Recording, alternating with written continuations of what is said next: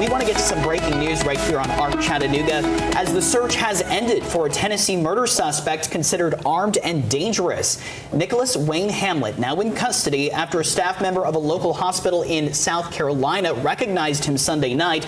That's according to the Monroe County Sheriff's Office here in Tennessee. Hamlet was located and taken into custody without incident in Columbia, South Carolina last night.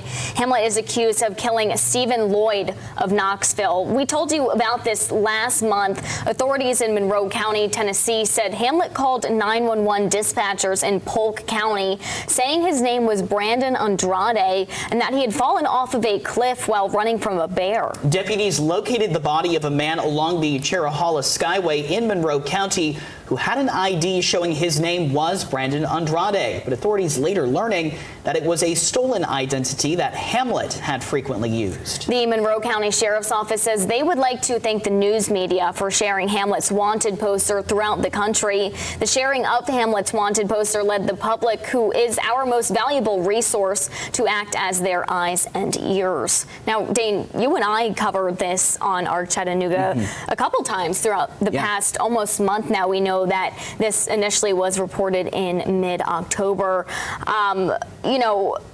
Hamlet claiming that he was a hiker that had been attacked and chased by a bear, fell off the side of a cliff, but we later learned that, of course, this wasn't the situation at all. Officials say they believe Hamlet befriended Lloyd and lured him into the woods before eventually allegedly murdering him. Of course, Lloyd was out of Knoxville. He was someone who reportedly had a social disorder, and so he would spend a lot of time from family, homeless essentially. And again, as you mentioned, Hamlet befriended him and then ended up, apparently murdering him there at the Chattanooga Skyway area. But authorities said, he had claimed that he had fallen off of a cliff and that he had made that call. Obviously was false. What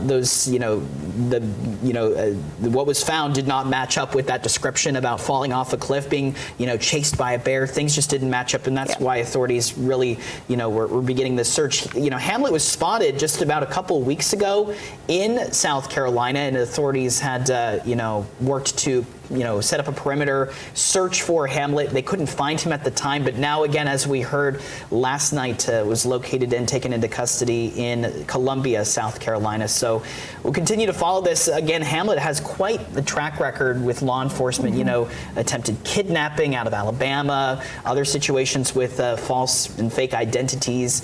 It seems interesting, that they were, thankfully able to get him into custody so fast while he was using that fake identity from Lloyd. Yeah, we have a statement up now from the Monroe County Sheriff's Office saying in the evening hours on Sunday, November 10th, the Monroe County Sheriff's Office received information from law enforcement in Columbia, South Carolina, that Nicholas Wayne Hamlet had been located and taken into custody without incident. Now, Dane, we heard the public is the eyes and ears for officials a lot of times. So by putting up the wanted poster, by putting up the picture of Nicholas Hamlet, we know that that hospital was able to recognize and identify him, alert local authorities. We know the FBI was able to officially identify him through fingerprints that it was indeed Nicholas Hamlet. But the importance of keeping yourself informed, knowing what someone armed and dangerous who is out on the run, perhaps close to your community, just being aware and keeping your eyes out, because